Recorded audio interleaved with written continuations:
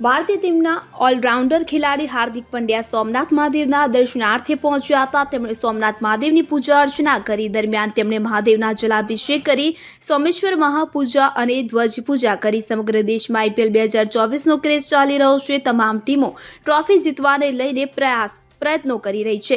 ત્યારે ભારતીય ટીમના ઓલરાઉન્ડર અને મુંબઈ ઇન્ડિયન્સના કેપ્ટન હાર્દિક પંડ્યાએ પ્રથમ જ્યોતિર્લિંગ દેવાધિદેવ સોમનાથ મહાદેવના દર્શને પહોંચ્યા હતા। આ અવસરે તેઓએ સોમનાથ મહાદેવની સોમેશ્વર મહાપૂજા અને ધ્વજા પૂજન કર્યું। આ સાથે સોમનાથ ટ્રસ્ટ તરફથી જનરલ મેનેજર વિજયસિંહ ચાવડાએ મહાદેવનું સ્મૃતિ ચિત્ર અને પ્રસાદ આપી તેમનું અભિવાદન કર્યું। આ દરમિયાન ભારતીય ટીમના ઓલરાઉન્ડર હાર્દિક પંડ્યાને જોવા માટે ફેન્સની ભારે ભીડ જોવા મળી હતી। જણાવી દઈએ કે હાર્દિક પંડ્યાની કેપ્ટનશિપ સાથે મુંબઈ ઇન્ડિયન્સ IPL 2024 સિઝનની તમામ મેચો હારી ગઈ છે। તો ઇન્ડિયન પ્રીમિયર લીગની આ સિઝનમાં મુંબઈ ઇન્ડિયન્સની કેપ્ટનશિપ માટે આવેલ હાર્દિક પંડ્યાની ટીમ અત્યાર સુધીમાં સતત 3 પરાજયનો સામનો કરી ચૂકી છે। આ ત્રણેય મેચમાં તેઓનું પ્રદર્શન અપેક્ષા મુજબ રહ્યું ન હતું। ન તો આપણે તેના બેટથી મોટી ઇનિંગ્સ જોઈ છે અને ન તો આટલી વિકેટ મેળવી છે। ICC T20 વર્લ્ડ કપમાં હાર્દિક ટીમ માટે મહત્વનો ખેલાડી બનવા જઈ રહ્યો છે, પરંતુ તે લઈ હાંસલ કરી શક્યો નથી। આ સિઝનની પ્રથમ 3 મેચમાં મુંબઈ ઇન્ડિયન્સના કેપ્ટને અત્યાર સુધી માત્ર 69 રન જ બનાવ્યા છે। આમાં ટોપ સ્કોર 34 રન છે,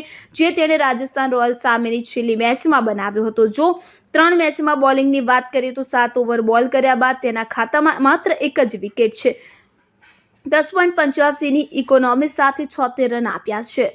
દીપક જોશી સાથે CN24 ન્યૂઝ સોમનાથ। હવે જુઓ દેશ દુનિયાની તમામ ખબરો તમારી આંગળીના ટેરવે। ઉઠાવો મોબાઈલ અને Google Play Store પરથી ડાઉનલોડ કરો અમારી CN24 ન્યૂઝ મોબાઈલ એપ।